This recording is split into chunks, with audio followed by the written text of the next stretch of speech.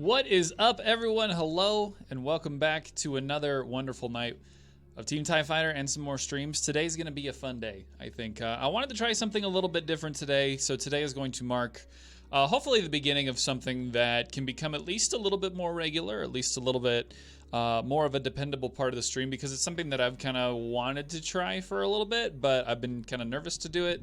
I don't know how it's going to work. Maybe it'll be awful. Maybe it'll be just fine. But I kind of wanted to give it a shot and kind of see how you guys felt about it. But today, before we get into gaming, which will be in a while, I wanted to take a bit and kind of discuss with you guys, discuss with people here in chat, but also discuss with people via Discord, like via voice if you're interested, some of the happenings of today and recent news. So I've got a list of things to talk about today, things that, you know, some things happened over the weekend, some things happened just today, and I was going to go through them and discuss them and kind of get your guys' feedback on what you thought about it. If you wanted to ask questions, if you wanted to leave comments or just say hello to the world, I think this could be a cool kind of opportunity for that. It'd be a little podcasty, but you know, I've been wanting to take this opportunity to talk to you guys about some cool stuff that has been going on. So if you are interested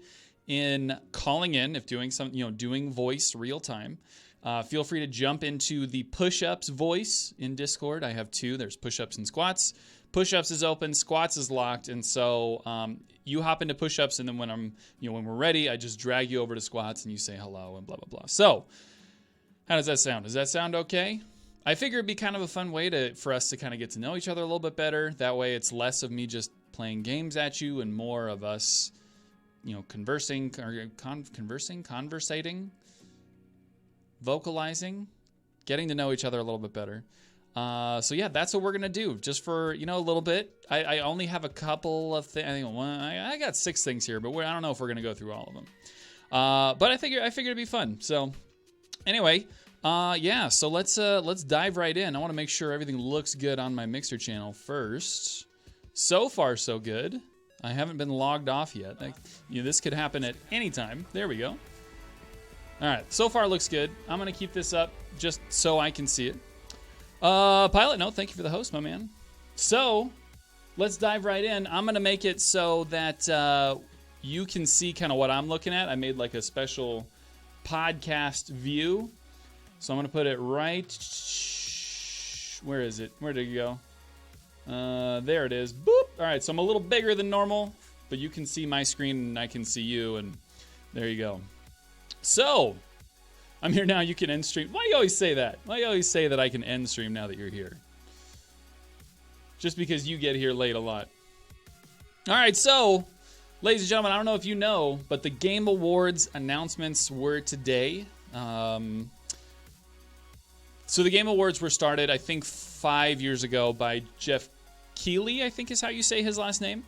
And they have since grown into a very large-scale kind of Oscar-style award show that takes place every December. It's like the first or second week of December. And so today was the day that they announced all the nominees for the different categories. And so I figured we'd kind of go through. We could talk about what nominees you were all about, what nominees you were confused by. I think it'd be kind of fun. So first one is obviously kind of the big meat and potatoes of the show. Everyone wants to know what game of the year is. So we saw Assassin's Creed Odyssey, we saw Celeste, we saw God of War, Marvel's Spider-Man, Monster Hunter World, and Red Dead Redemption. So one interesting thing that's here, I don't know if you guys noticed this, 100% of these are single-player campaign games. I know that Monster Hunter World has like some collaborative stuff, right? You can team up with your teammates to go against some of the higher-level bosses, but for all intents and purposes, these are campaign-based games. They can be single-player games. Most of them are exclusively single-player games. You think of Odyssey, Celeste, God of War, Spider-Man, and Red Dead Redemption. For now, this nomination is based entirely on their single player. So yeah, Jason is right. Red Dead does have the online. That's true. But we haven't seen that yet. So it's impossible for the people who are rating these games or deciding who gets nominated to base any sort of judgment on whether it's Game of the Year on a piece that hasn't come out. So we are seeing the online package soon. I think it's in 2 weeks. It's the end of November, I believe. And so I'm we're all very curious to see what that looks like. It's probably going to be kind of Western GTA Online, right? And obviously GTA Online has added an enormous amount of value to GTA 5, right? So GTA was a great game with a wonderful campaign that had a big sprawling city and a wonderful open world for you to go through. But when you got to the online, the world expanded greatly, and they just started adding and adding and adding. And so we saw things like planes, we saw things like fancy cars, we saw things like jetpacks. We saw all sorts of wacky stuff, all these different costumes, all these different game modes, all these different places that you can go and things that you could see. And so, yeah, absolutely, the online mode really took that game from what a lot of people call a really good game to something far beyond, and it has since earned, millions, if not billions of more dollars because of this mode. And so we're definitely curious to see how Red Dead is able to take this package of online and hopefully turn it into something, almost as successful. I don't know if it'll be the same, right? Because with GTA 5, you can do almost anything. You can do jetpacks. You can do all these different mods that make it so many different things. But with Red Dead Online, I wonder if they're going to be any sort of constrained by the nature of where they are, the nature of the time period, right? So I don't know. I'm curious to see kind of what happens with that.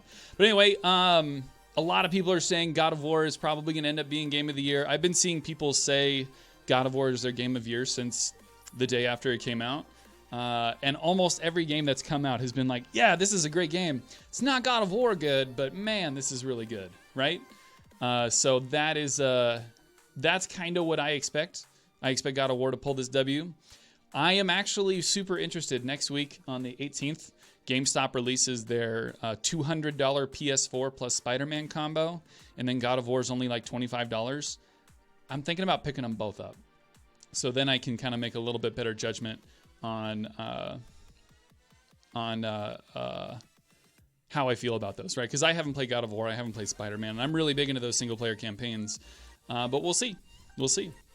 So, once again, if you guys are interested in talking about this, if you have a comment that you'd like to say, feel free to hop into Discord and you can jump in right now and I can pull you in. We can say hello. Or if you have a question, we can do that as well. Once again, hop into push-ups and I can drive you into squats. And we can go there. I see that, Whisper. What's up? Jason says, Spider-Man is a worthy option as well. It's got to be one of those three. I mean, think about the impact that Monster Hunter World had. It took Capcom from what was kind of a struggling company, at least over the last couple years, to the most profitable year they've had in like a decade. It was obviously super popular. It was the #1 game on Steam for, the weeks following its release this summer. Enormously successful. Now, I can't say I haven't played these games, so I don't know. I actually feel bad. I have not played a single game on this list, and I feel like a really bad gamer for saying that. But I never got it. I never jumped in, and I feel like I almost missed the boat with things like Monster Hunter. I think Assassin's Creed Odyssey will happen in the future, and then if I can jump on this like combo pack from GameSpot, then that can happen with Marvel Spider-Man and with God of War. So anyway, we'll see. So anyway, all right, moving on. The best action game. So I don't know how they decide which ones are action and which ones aren't. I would assume that, like, I would have said God of War was probably an action game. That's how I would classify it. But they also classified Destiny 2 Forsaken, the expansion to the regular game. So Forsaken, they nominated it for best action game. That felt weird. I would have thought FPSs would have been their own. I don't know why there's a distinction between action game and action adventure game, but here we are. Call of Duty, Black Ops, Dead Cells, Destiny 2, Far Cry 5, and Mega Man 11. All right, so Dead Cells and Mega Man are both kind of old school platformers, if I understand, kind of the Castlevania style. Sorry, what do they call them? Metroidvania. So it's kind of like Metroid, kind of like Castlevania. So they're a very different style of game. Obviously, Far Cry 5 is big, sprawling open world, akin to some of the other games that we just talked about. Whereas Call of Duty Black Ops is like a straight shooter, doesn't even have a campaign. It is all multiplayer. Well, I guess the zombies is kind of a single player. They have situations as well, but like there's no real campaign. And then Destiny 2 Forsaken, again, it's an RPG FPS. I don't know if I would place it in action game. So I don't know. We'll see. My call here, I'm gonna say Far Cry 5. I think it did really well. I think it was a really popular game. It looked amazing. It had a lot of new, pieces to it that I think are super interesting. Obviously, a lot of new mechanics that are really cool. So Jason says the categories and definitions of the Game Awards are still kind of strange. Yeah, and I think they kind of have to. I feel like, do they have to be so specific? Are they trying to give awards to as many people as possible? I'm not sure. Black Ops 4 reviews tell a whole different story than what people tell. Isn't that the truth, though? Critics versus people? That feels super familiar. I feel like people have been generally impressed with the game. I actually didn't read a lot of the reviews. Were the reviews positive or negative on Call of Duty? I'd say Far Cry 5 is too similar to the older Far Cry to win. Worthy enough to be on the list, but an okay game, but still, says Jason. I think that's a pretty good argument. I think since Far Cry 3, Far Cry has been pretty much Far Cry. I was a huge fan of Far Cry 3. I don't know if you guys remember the scene where you have to take the flamethrower and blowtorch the marijuana fields. That is easily, I always talk about that as one of the most memorable moments in gaming for me. Like ever. I loved it. You get the Skrillex on there. It's Skrillex and Damian Marley. And I actually use that song as one of my alert notifications. I use a piece of it. And you guys will see. If you used to be in stream a long time ago, you'd have heard it. I don't use it anymore, but I have it, and I can show it to you guys. I love it. It's cool. So if that stuck with me very clearly. But yeah, Far Cry 4 felt exactly the same. Primal was literally on the same map, like the same. They just reskinned it with Primal stuff and saber-toothed tigers. And then, yeah, Far Cry 5, a lot of people said, I think there were some people that said, Jason, that it was very similar, and some people said it's different enough. But I still think it was Far Cry. So yeah, you may be right. Somerset says about Call of Duty that it is currently at 54% 1 stars on the store. Oh, that's not very good. Okay, so it was reviewed well by critics and not reviewed well by people. I wonder what people are saying about it. That's, again, I was super excited to jump in. Like I got caught up on that hype train, and I'm really thankful that I didn't jump in, because I feel like at this point now, 3 weeks later, I probably would have stopped playing by now. So, Crash says, I'm all for Dragon Quest XI getting best RPG. We are almost there. Is this the chat show? Deviant Doc, this is. And if anyone is interested, guys, don't forget, you can go into the Discord right now, and I can take people one at a time to just come in and kind of give their opinion about a particular topic. And we can do that on voice. We can do it in real time. I'm very curious to hear what you guys have to say about these particular topics. We have quite a few that I wanted to go through today, but we don't have to get through all of them. If we just want to talk about a few of these, I'd love to hear about what you guys have to say. I have a question to ask about movies. I have a couple of movies listed on the Google Doc here for things that I wanted to touch on. Mainly Detective Pikachu trailer and the trailer for the new Netflix movie coming out in January called Kingdom, which is a feudal Chinese movie about zombies. Yes, please. But right now we're talking about the Game Awards. And so if you have a comment or question about Game Awards, we'll take that now, and we'll talk about movies in just a little bit. So Somerset says, back to Call of Duty. They said basically that it was bugs, spawn areas, and multiplayer problems with OP weapons, stuff like that. So balance issues. Okay, they can talk about balance issues. We have someone in chat here, Mecha Doctor. He wants to come in and say his piece, so let's say hello. Mecha Doctor, you are live. How you doing, brother? Doing good. Hey, man, good to hear from you. So, I guess the first thing I'd probably have to ask is, with having brought up movies and seeing it on the list, obviously I had to ask, what are your thoughts about the Detective Pikachu trailer? All right, so I knew this was going to come up when I wrote it down on the list. They're going to ask me what I think. And my wife was actually just watching this trailer downstairs right before I came up. And I feel so torn, because I feel like the movie is playing directly towards the audience that they're currently trying to capture to bring into Pokemon. But myself, like I played Pokemon when it was red and blue and yellow. Those were really the ones that I dug into. I don't know. I feel like they're almost trying to catch my nostalgia too hard. Using Ryan Reynolds for Pikachu feels so weird. And I know that the main trainer is the only person that can like understand him as Ryan Reynolds, and everyone else hears Pikachu. But there has never been an instance within the Pokemon universe that you are actually able to understand. And so I feel a little weird about it. What do you think? Well, I was actually watching a couple trailer reactions, and okay, they didn't go much into spoilers.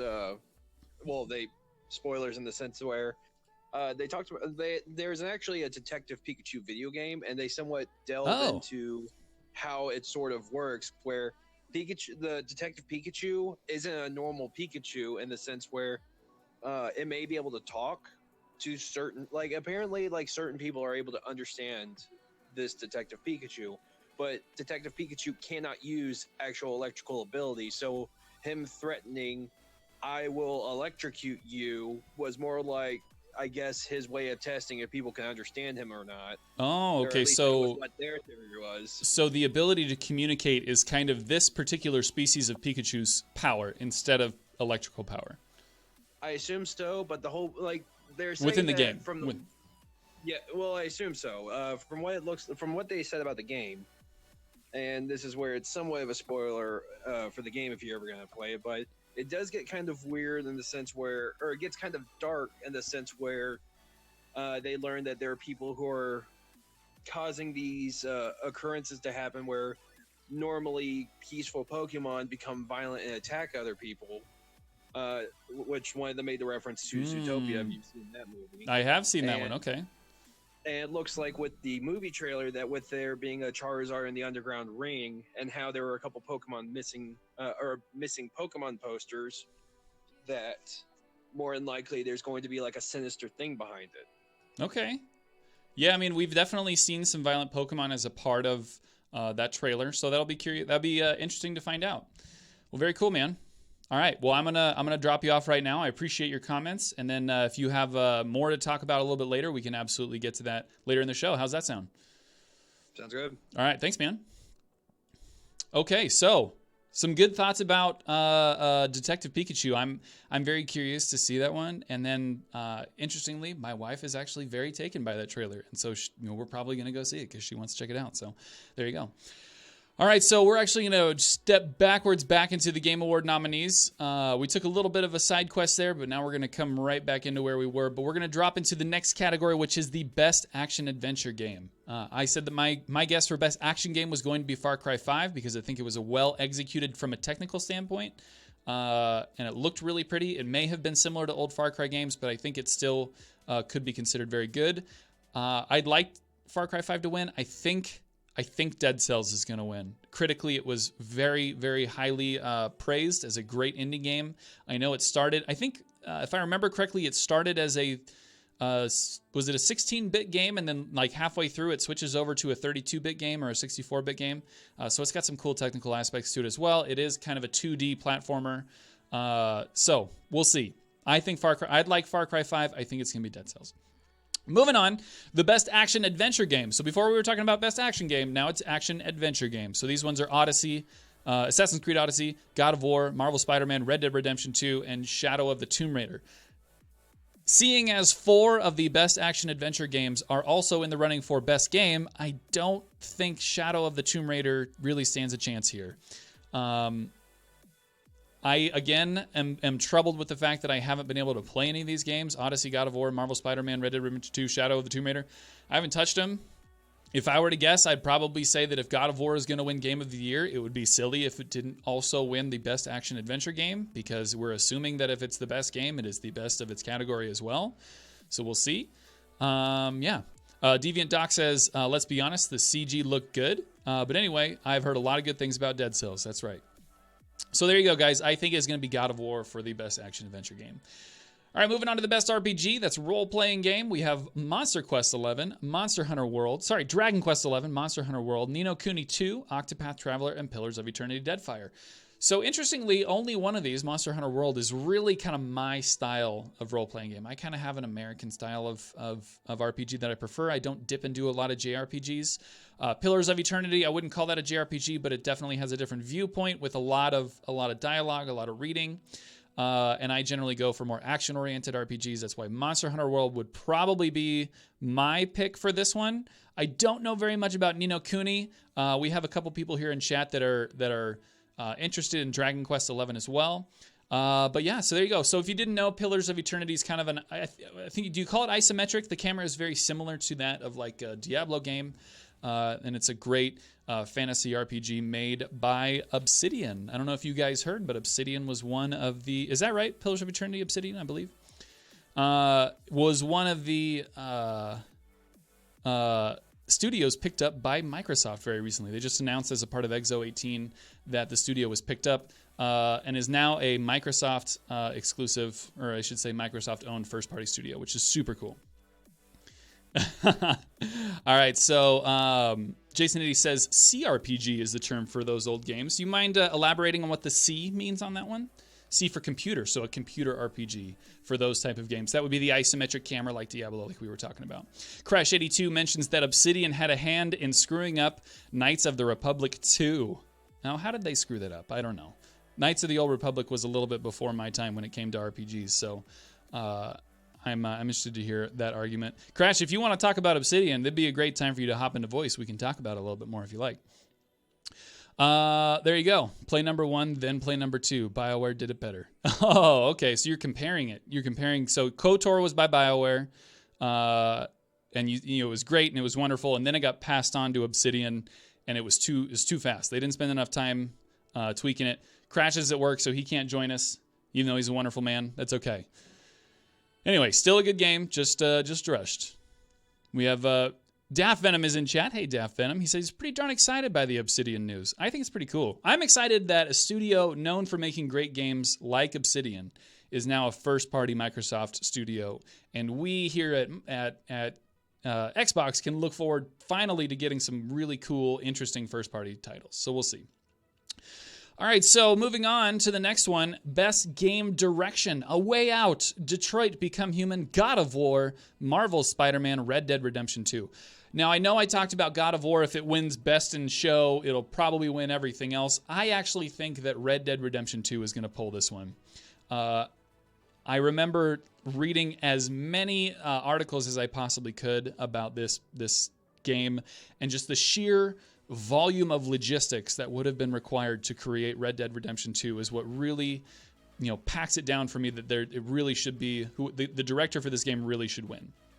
We're talking, feet and feet of paper stacks worth of scripts that needed to be written and voice acted, and just miles of land that needed to be created, and tons of twisting and branching dialogue and story options. Just, this is a massive, massive game. And I know that like some other games like God of War or even A Way Out, they were much tighter, shorter, more concise. Maybe they were wonderful in the short time that they were. I'm not saying that Spider-Man is a short game, but a game like A Way Out, it takes 6 hours to beat.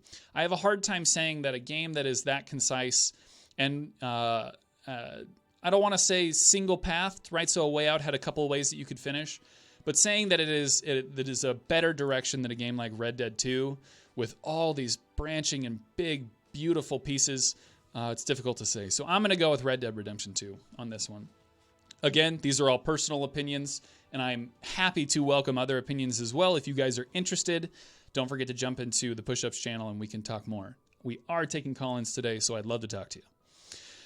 So the next one is narrative.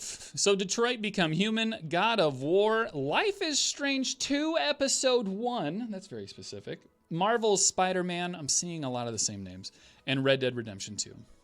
So we got a couple of things here in chat. So Crash82 says, Red Dead 2, while very good, isn't really a new direction from the first one. Well, so we're talking director, not direction. Right, so it's the director, the guy who directed this, did a very good job. And it was 7 years of work all coming to a head in a single day. So that's really cool.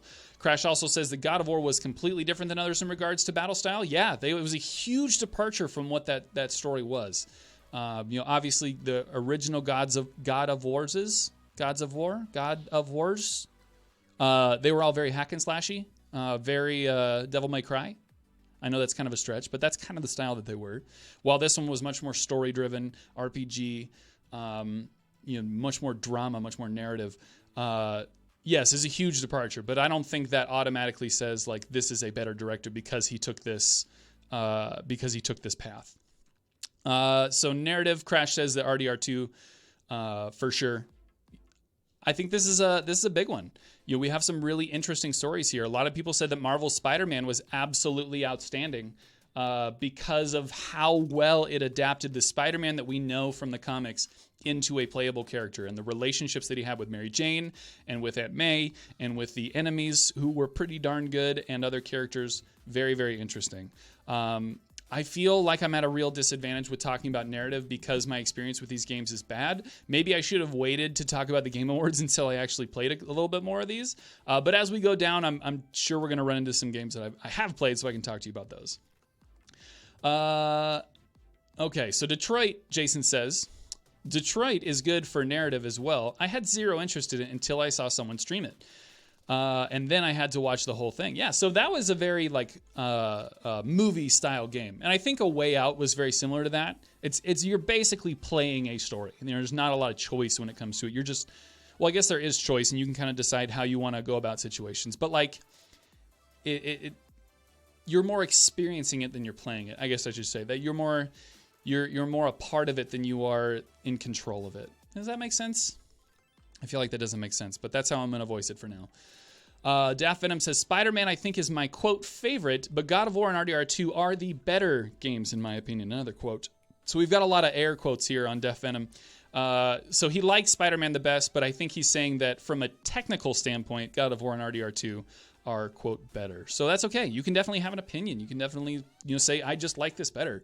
I think that Cherry Limeade is the objectively one of the best flavors, but Fruit Punch is a better flavor because it sells more units than any other flavor in the business, right? So it's a better flavor, but nothing beats Cherry Limeade. It's the best, right? So there's two different types of best, and that's okay. All right, so before I go off on a tangent about why Cherry Limeade is best, we're going to move on to best ongoing game. So this is kind of a reference to games that are being continuously updated, right? Games as a service. So you're going to recognize a lot of these titles. They've been around for... All of these have been around for at least a year. So Destiny 2 Forsaken. Now we're labeling Forsaken correctly. Fortnite, No Man's Sky, Overwatch, and Tom Clancy's Rainbow Six Siege. My thoughts on ongoing are above, says Deviant Doctor. I think I missed him, Deviant. Would you mind reposting him for me, bud? So, guys, if my play history is any indication, I feel like my thoughts on this should be fairly clear. I have been blown away by how much Destiny has improved. Where it was on vanilla, and then the toilet it went into for Curse of Osiris, and then Warmind, it kind of starts clawing its way out, and then with Forsaken, it's absolutely fantastic. Now, Jason says it doesn't deserve it because it's made too many mistakes. Hell yeah, it's made a lot of mistakes. It's been pretty frustrating, some of the mistakes that they've made. But from my personal opinion, none of these games I put the hours into like I put in Forsaken. It's just so darn fun. And the content that they've created, the newest content, the raid, the Dreaming City, and all the secrets that are hidden in there, the story that came with Forsaken, the new weapons, the new exotics, like I've been just having so much fun. It's been really great. I would say, if we're going to go back to favorite versus best, which I think is a really good distinction from Daft, I would probably say that Fortnite would probably be considered the best here, just based completely on community engagement. Fortnite has probably captivated many more millions of people than any other game, right? By far and away the most popular game of the year. The fact that Fortnite Battle Royale is not on Game of the Year feels weird to me. And I know a lot of people will kind of argue with that, be like, oh, it's just a BR. But like, that game has really captured so many millions of people. I mean, they're saying that it has over 8 million concurrent players last week. 8 million concurrent players. That's an unreal amount of people. Unreal. And just that kind of engagement, the way they've decided to go about their social media, the way they're treating their consumer, and the frequency with which they're updating and fixing the game one piece at a time, it's incredible. So I got to commend them for that. No Man's Sky doesn't feel like a winner for me. It was in a pretty rough place for a long time. Obviously, it had a really horrible launch. Really bad. And they have done a good job of coming back. The next update over the summer was very interesting. I think I'm a little biased because it's not my style of game. It's a little too survival-y for me, and I had a hard time really getting sucked in. I only played it for like 4 hours, and then I didn't come back. Overwatch has done a pretty good job at maintaining relevance as an esport. Obviously, Blizzard is just dumping money into Overwatch becoming an esport, with expensive teams and big sponsorships and, its own arena. It's huge. Not my favorite. I think the game gets a little bit repetitive because of lack of heroes. I think with a hero-based game, you need to have way more heroes than they have. Think like Dota, think like League of Legends. They have many, many more heroes. So, Jason said it. Overwatch is stumbling with the metas and the heroes, though. Yeah, so they need more variety, and I feel like they're just not pumping it out quick enough. But we'll see. Finally is Tom Clancy's Rainbow Six Siege. This is a really great Cinderella story. Siege was another one that came out to a really, really poor reception, and Ubisoft did a really good job of sticking with that game. I think they knew what they had. They just knew that it wasn't ready. It needed more. Even though they released it, it needed more. And so they've done a really good job saying, we're not going to give up. And they've added maps, and they've made tweaks to how the gameplay works, and they've added so many new operators. The game is incredible. It is a tight, quick, and efficient shooter, and it's very well done. I like Forsaken better because I'm more interested in grinding for gear and grinding for loot and exotics, and those don't really exist in Siege. I mean, they have legendary skins, but it's not as much fun for me. There's nothing to grind towards. It just feels like the continuation of the same kind of instance. That doesn't stop me from playing it, though, and you guys will definitely see me dip into Siege every now and then. So we're only going to talk about a couple more of these guys. I ended up spending half an hour on this. I thought I would go much faster, but there are way more topics here than I think we can touch on in a single day. Let's see here. Man, I'm going to scroll back up. Okay, so best score in music. I have not heard any of these scores, so I can't talk about that.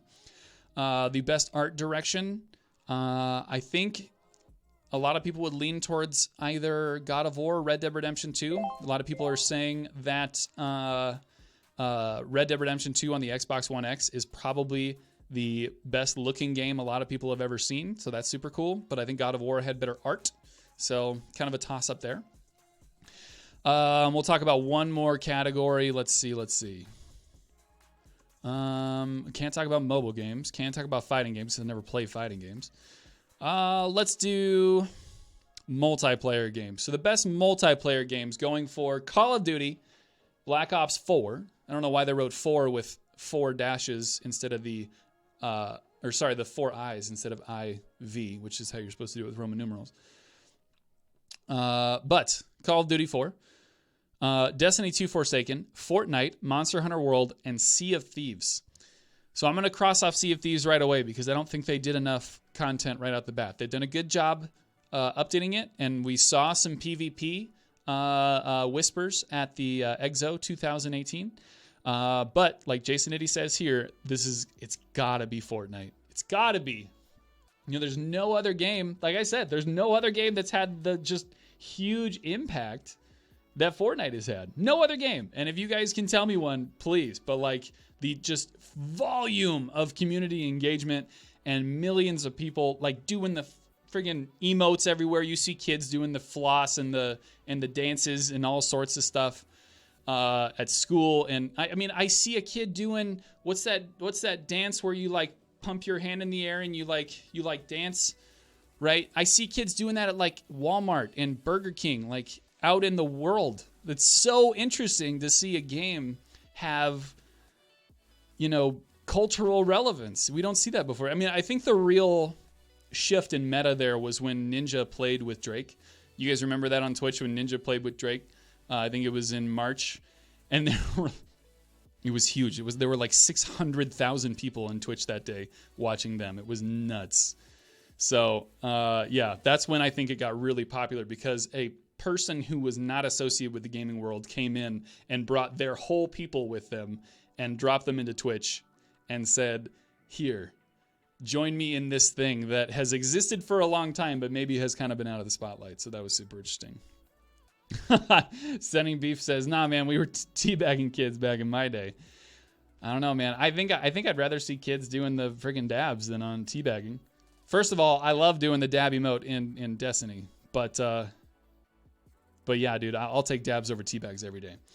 So guys, there are many, many more categories here, and if you'd like to look through which ones have been nominated and which ones have not been nominated, you can go to IGN. They have a really great article. That's the one I'm using for my reference today. I'm posting that link in chat, so if you want to go through, you can see all the nominees. There's an entire section on esports. There's a section on content creators, favorite moments of 2017. There's some stuff on indie games that I haven't played any of, so I can't comment on those either. But anyway, guys, that's what we're going to talk about for the Game Awards. So that's not all we're talking about today. Just so you know, we're going further. I want this show to be kind of just about news in general. Just there was a lot to talk about with the Game Awards. So let's keep going. So I don't know if you guys heard. I'm definitely want to hear your thoughts on this. Jason and I touched on it a little bit today in Discord, but I'm curious to hear other thoughts as well. It was announced today, this morning, early, PUBG is coming to the PlayStation on December 7th. Is right around the corner, only 3 or 4 weeks away. And it is actually now available on Game Pass as well. So I believe that the PUBG player base is about to expand aggressively again. Maybe even back to where it was when it first released on Xbox. And I'm curious to hear your guys' thoughts on, will it be crossplay? Will it be successful? Will it even stand a chance against what Fortnite has created? I still think it's going to struggle. I think even if they do get crossplay, I still think they're going to have a hard time against Fortnite. And yes, there's absolutely that hardcore player. I think Jason's a pretty good example of someone who prefers, while it may not perform as well, there still has the hardcore shooter element that Fortnite does not. And it'll be difficult it'd be difficult for Fortnite to beat that. But at the same time, Fortnite's Fortnite. So, who knows? Daft Venom says, I'm personally done with PUBG and have been for a while. I had it close to day one. I wish it luck, but don't see it surviving the Black Ops /Fortnite. They haven't done enough to #fix PUBG. Yeah, we saw that hashtag pop up on Reddit and Twitter, and it's definitely relevant, right? You'd think... we were talking about this. It's like you'd think they would have the opportunity to fix it between now and when it was released. So 2 years almost. I'm gonna keep this, and they just haven't. And Jason brought up a really good point. This is probably based on the fact that they're building off of old architecture. The foundation of the game already exists, and there's really no breaking out those foundations without really messing things up. So interestingly. It's coming out. I think there will be some excitement around it, but at the same time, I personally believe the Blackout crowd is more interested in Blackout than they will be in PUBG. So we'll see. The argument could be made that PUBG is still even more hardcore than Blackout, but I think frames per second may be more important to a lot of people. So those are my thoughts. A little bit of news about Destiny 2. For those who missed it, today marks the beginning of what is a quest to acquire the Thunderlord heavy ammo, or heavy machine gun. I'm very excited. This is a very powerful exotic weapon that is very easy to get your hands on if you are in Destiny right now. It has a perk on it that makes lightning strike whenever you kill, or gives lightning a chance to strike whenever you kill something, and it creates a big area of effect. So I'm excited about that, guys. Make sure you go check it out. It's probably not going to be available for very long. I'm going to grab it on Thursday, but it'll be very good.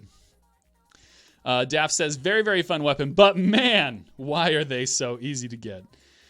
Nightmare Stanza says, I'm not going to change my stance on COD's decision about scrapping the in-game progress campaign for Blackout. Sorry, man. I know that there are some people who are really gung-ho about keeping your campaign as a part of COD, but I think the sales of this game, which were pretty darn strong, are a pretty good indication of what people's intentions are with that game.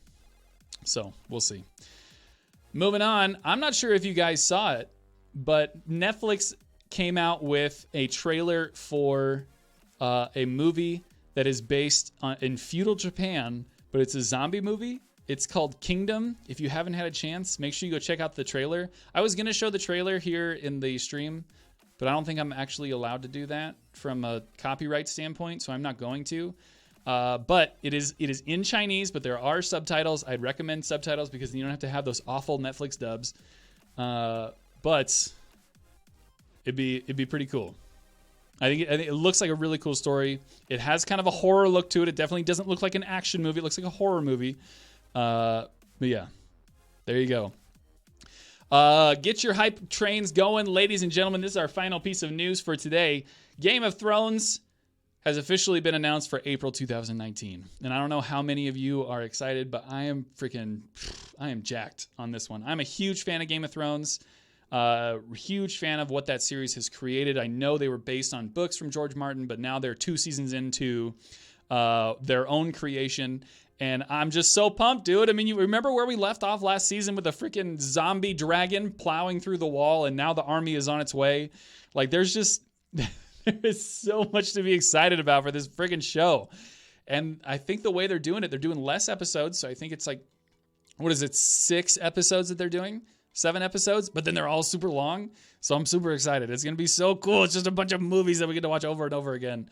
And I'm just so excited for all the little strings to start winding together and all the people to start coming into one place. And then finally we're going to see the different characters clash, and they're going to see them get together, and there will be love and there will be hate.